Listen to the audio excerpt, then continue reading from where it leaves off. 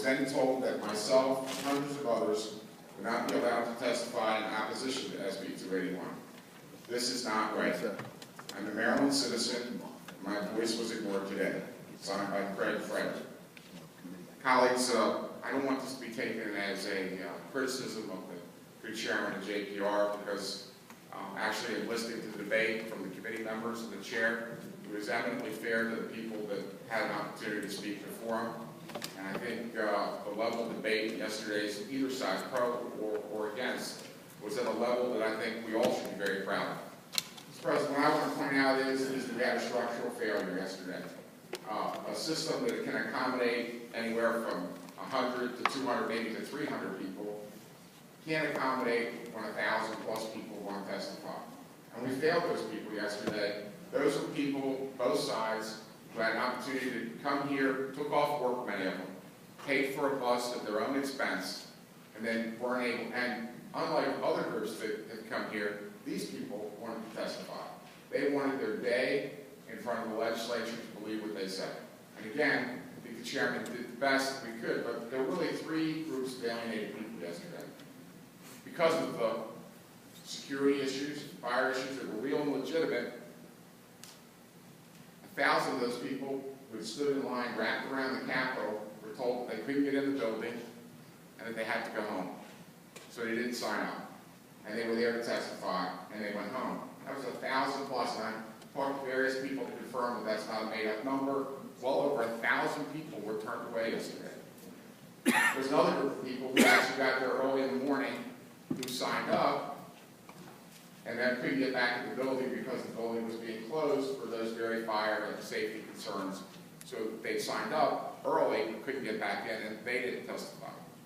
And then there was a third group of people who stayed throughout the morning and downstairs, and then at 9 o'clock, when the hearing ended, the chairman extended an invitation for them to come upstairs and to say their name, where they were from, and whether they were for or against the bill. And I'm trying to accommodate that. Certainly a generous accommodation by the chairman, but certainly much less than some of the people who had waited 11, 12, 13 hours thought they were going to get it. And I think, and frankly, with the chairman's advanced communication, we were able to get the expectations down to the length of the expected hearing, and that they would have a brief moment to speak and move on to the next person. So I thought expectations were fairly well managed, but the system broke down yesterday, just because instead of hundreds, it was thousands. So I might suggest this constructive thing, because regardless of it happening on this issue, and I don't think it happens that often that we get this kind of interest, it can happen to any of our issues. I mean, I was trying to sign them up to come back for the wind testimony, but that's another issue, another time. But having said that, it's not good for any of us to turn away people who come to participate. So, Mr. President, I don't know how you want to do this, whether through Rule 16 still open, but something along the lines of, when we have bills of intense interest, maybe we should think about opening up the internet to pre-registration. Maybe from that pre-registration we could determine if the venue should be a committee room or some other venue in Annapolis. Maybe we should decide at some point that with that information, maybe it needs to be a multi-day hearing rather than an 8-hour set pre-time. But yesterday was an unusual day in the Capitol, very proud in some ways from a standpoint of all the people who took time out of their everyday life to come and participate in the process. Definitely a high on whether you were pro or against the bills that were being discussed. A low point, anytime I think this body turns away people who take out that time to participate, I think it's not constructive for our citizens. I think we together need to come up with a solution for those unusual moments when the normal process won't work to accommodate citizens who try to participate in our process. Again, I don't want this to be spun as a criticism of the chairman or the members of the committee who I thought did yeoman's work yesterday. But I think we had a structural failure. I think it's something we need to learn from. And it hasn't, we work together to try and resolve something that may not happen for a while again, but put in place that when citizens try to participate, we accommodate them in the most generous way we can. Thank you.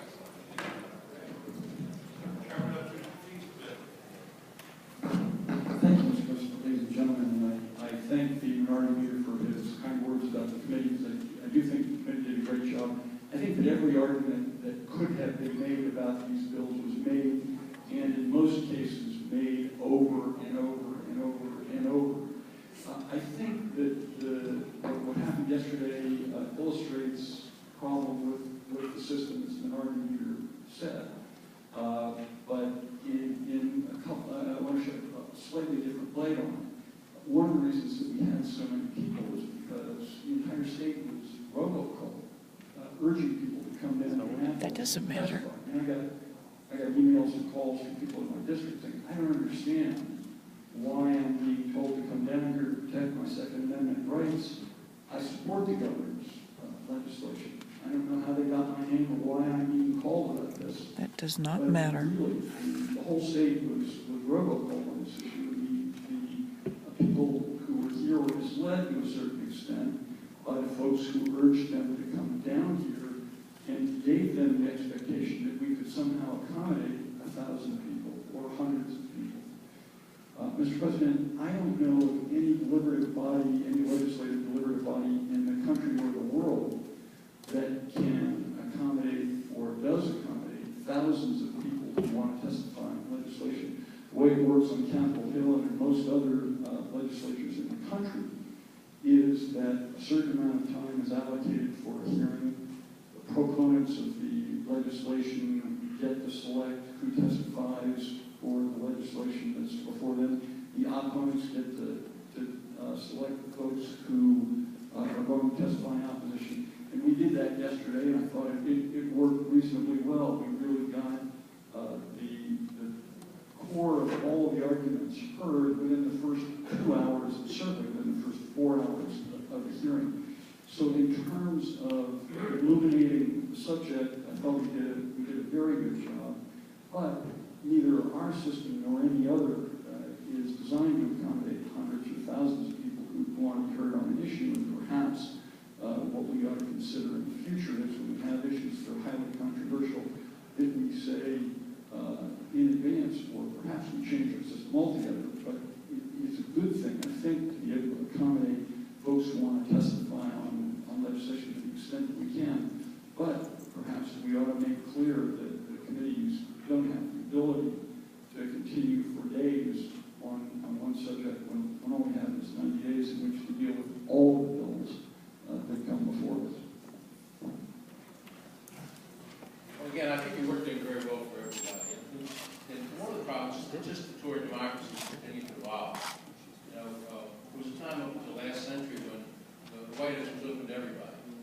People there had these levees, the President of the United States, people just walk in the White House. And now the President comes to Annapolis, our home, yesterday, and then somehow they can't make arrangements for 2 more blocks so you can meet the General Assembly and the Senate and House of Delegates.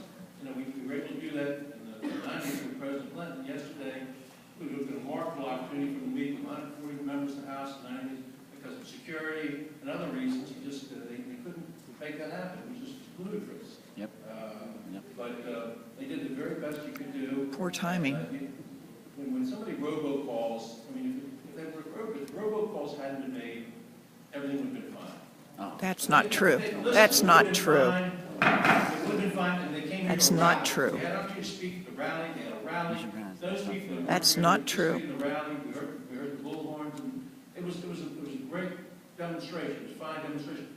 That was also their purpose, as much as it was to speak at any. That's not true. We did the very best we could to accommodate. We're going to continue to accommodate them as best we can. You know, we've taken the James building, and we added another office building, not for our interest, but to help the citizens. We had the hearing rooms expanded, and with robocalls and continued means of communication. I mean, the Naval Academy Stadium isn't going to be big enough for the new ways of communicating with our constituents to have them express their views.